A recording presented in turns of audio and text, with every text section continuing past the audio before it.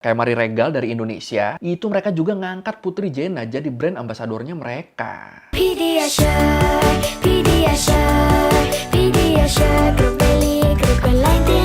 Mereka nih akhirnya jadi yang paling ketinggalan dari negara-negara Asia Tenggara lain. Kita bahas Asia Tenggara lagi. Jadi kemarin tuh ada beberapa yang DM gua minta bahas soal putri kerajaan Kamboja yang OTW jadi idol Korea.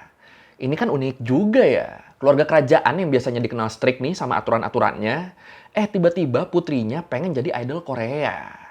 Ini unik sih ini. Dan ya selain itu kita juga kan belum pernah bahas kerajaan Kamboja secara detail ya. Jadi ya bener-bener kriteria celah konten nih. Jadi ya udah kalau gitu langsung aja kita bahas putri kerajaan Kamboja yang pengen jadi idol K-pop. Dan gimana sih sebenarnya sejarah kerajaan Kambojanya sendiri di Learning by Googling. Jadi si putri kerajaan yang pengen jadi idol K-pop ini tuh namanya Jenna Norodom. Di negaranya, Doi ini emang udah terkenal jago nyanyi sama pintar juga. Ya gimana nggak pintar? Bahasa yang dia kuasain aja ada 5 bahasa, padahal umurnya tuh baru 11 tahun. Menarik ya.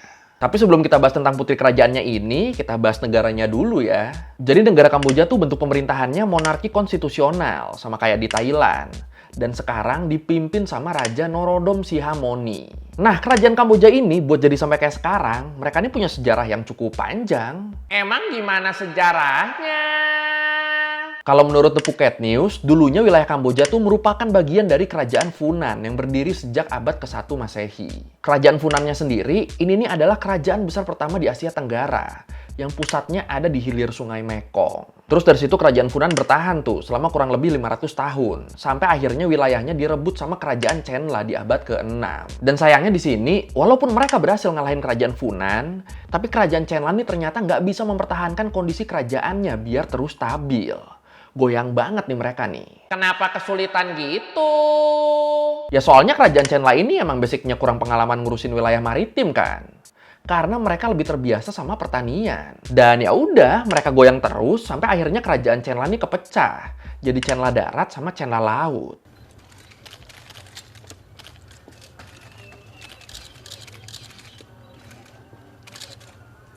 Nah, menurut New World Encyclopedia, di awal tahun 800 Masehi, Jayawarman II, yang waktu itu statusnya pangeran, dia nih pulang ke Kamboja setelah bertahun-tahun hidup di Jawa. Jadi Jayawarman II ini nih, dia nih emang dididik dan dibesarinnya tuh di Jawa. Tepatnya di bawah dinasti Syailendra yang berkuasa di Medang. Atau sekarang berarti itu Jawa Tengah. Ya waktu itu kan pengaruh Syailendra tuh emang cukup kuat ya. Kekuasaannya juga tuh sampai nyampe ke Sumatera sama Semenanjung Malaya. Termasuk ke sebagian wilayah Kamboja sekarang nih. Dan waktu Jayawarman II balik nih ke kampung halamannya, di situ dia ngeliat kalau kerajaan Chenla tuh udah kepecah-pecah gitu. Dan udah jadi pengikut yang bergantung sama Jawa. Bergantung sama dinasti Syailendra yang berkuasa di Jawa bagian tengah. Nah, ngelihat kondisi bangsanya yang udah kepecah-pecah gitu, Jayawarman II jadi pengen nih ngembaliin kejayaan bangsanya lagi. Biar nggak bergantung sama kerajaan lain. Dari situ akhirnya sama dia disatuin lah wilayah-wilayah Chenla yang udah kepecah-pecah tadi.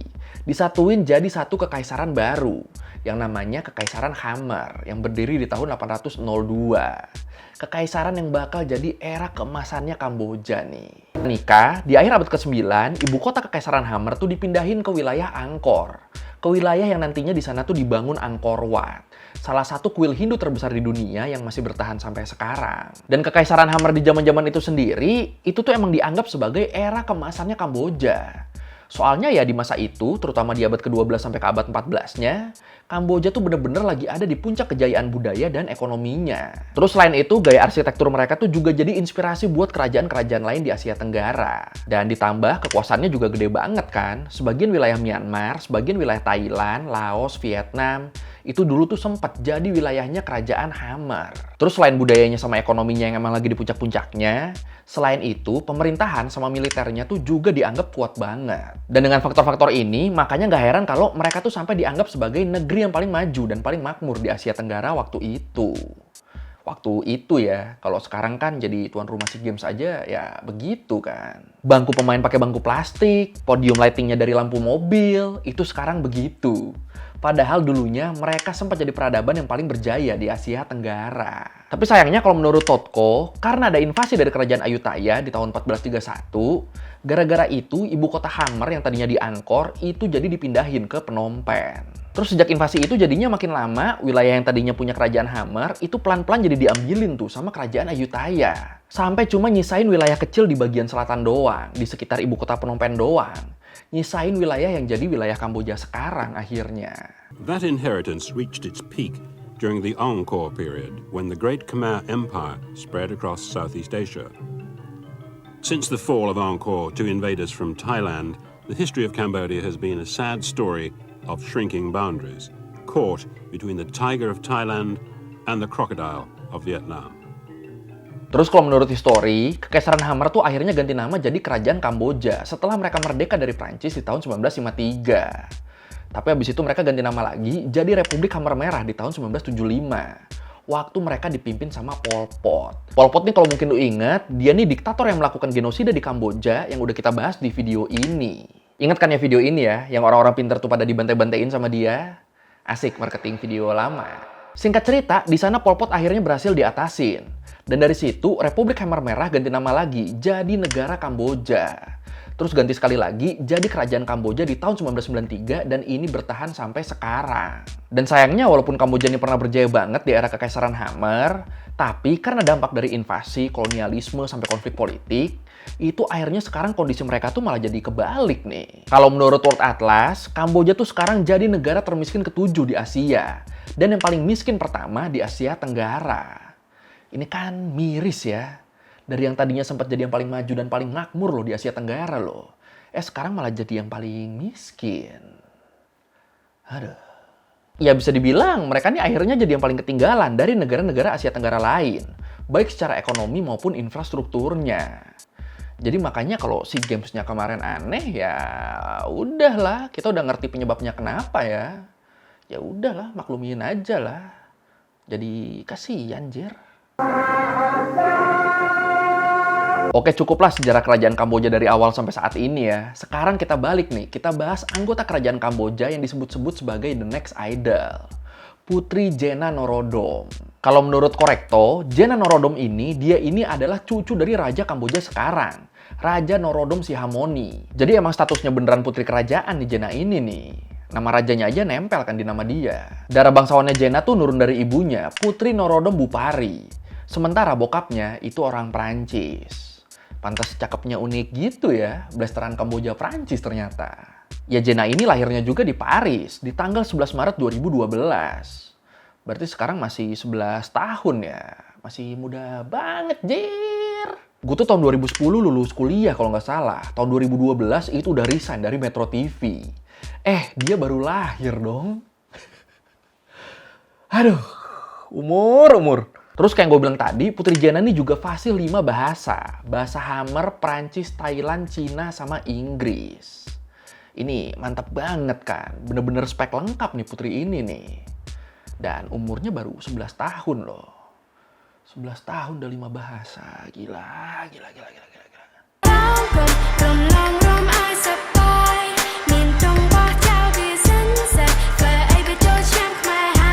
Nah, kalau menurut lifestyle Asia, sejak umur 6 tahun, Princess Jena nih emang udah mulai nunjukin kemampuan dia di dunia entertainment lewat sosial media. Dari umur 6 tahun udah kelihatan tuh dia jago nyanyi, nari, bahkan acting. Dan dari situ, nama Jena Norodom yang sebelumnya emang udah dikenal sebagai Putri Kamboja, itu jadi makin terkenal lagi karena ternyata suaranya juga bagus dan ngedance-nya juga oke. Pokoknya kelihatan tuh dia seneng banget nge-cover lagu-lagu K-pop kayak Blackpink, BTS ya, semuanya lah. Dan kalau lu mungkin mau lihat seberbakat apa sih dia sebenarnya, itu bisa lu cek aja ya di channel YouTube-nya dia sendiri. Nama channelnya tuh Jena Norodom Official Music. Di situ dia juga sempat ngerilis lagu sendiri di tahun 2022, judulnya You Da One featuring Bobo. Gue nggak tahu ini Bobo siapa ya, penyanyi Kamboja juga sih kayaknya. Kalau di kita kan Bobo tuh teman bermain dan belajar ya. Tahu gak sih lo Bobo? Yang Bobo teman bermain dan belajar. B-O Bobo. Tahu gak sih lo? Tahu dong, please. Tahu biar gua nggak tua sendiri, please. Lo tahu, Cak? Nah, aman, Panca tahu.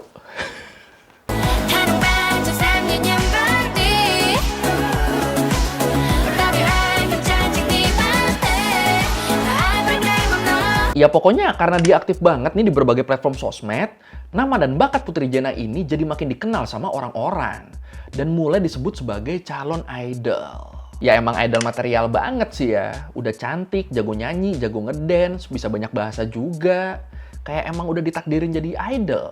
Terus doi juga nih banyak disamain sama Lisa Blackpink. Banyak dibilangnya tuh mereka berangkat dari wilayah yang sama. Lisa kan dari Thailand, nah Putri Jenna ini dari sebelahnya, dari Kamboja. Terus mereka juga sama-sama cantik, berbakat, dan bisa banyak bahasa juga. Paling ya bedanya kalau Putri Jenna dari kalangan ningrat kan, dari kalangan kerajaan.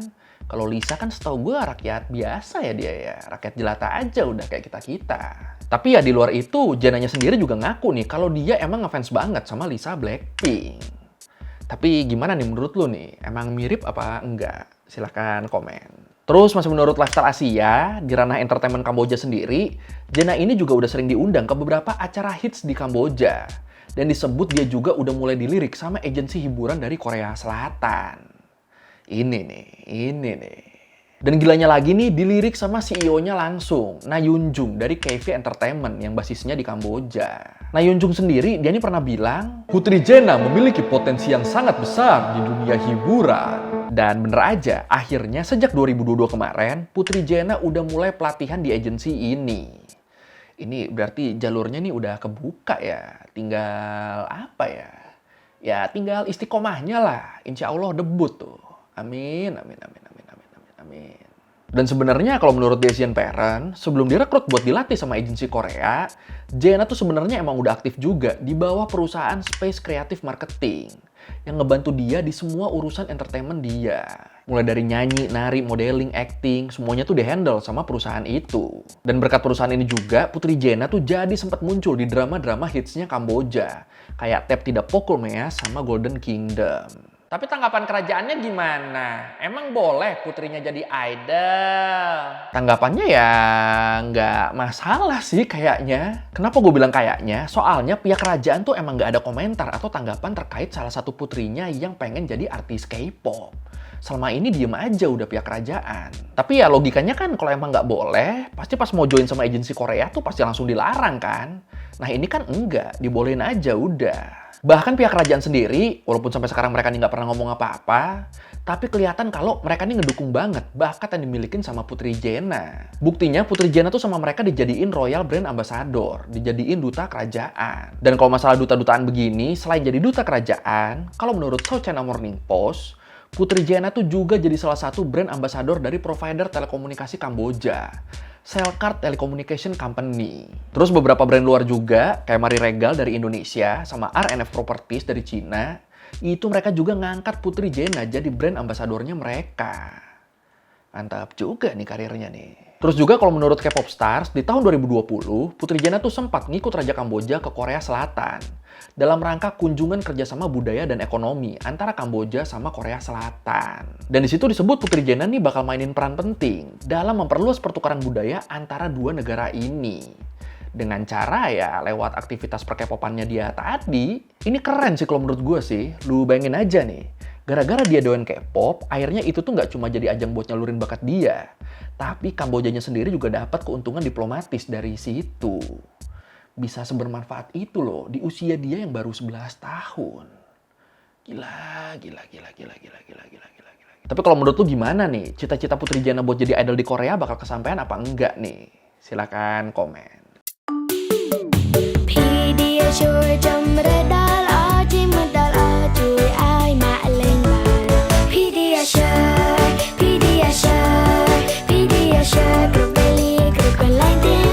Oke, sekian Learning by Going kali ini tentang Putri Jenna. Putri kerajaan Kamboja yang lagi, apa berarti ya? Lagi on the way buat jadi idol Korea ya.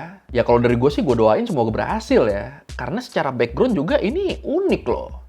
Setahu gue belum ada kan idol-idol yang dari keluarga kerajaan ring 1 yang bener-bener cucu raja gitu terus jadi idol itu kan belum ada kan. Baru doi nih kalau beneran kejadian. Jadi ya kita doain aja lah ya. Semoga berhasil. Amin.